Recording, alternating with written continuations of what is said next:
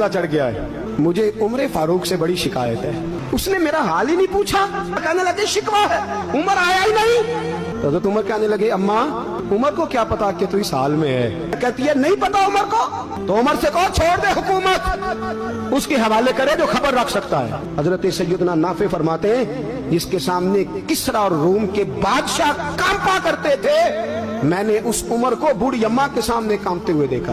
राशादारी है उमर फारूक का। दौड़े गए, 25 दिनार लाए, राशन रख के लाए, रोटियां पकाई, बूढ़ी अम्मा को खिलाई। कहने लगे अम्मा 25 दिनार ले ले और चल, गलती हो गई, उमर को माफ कर दे।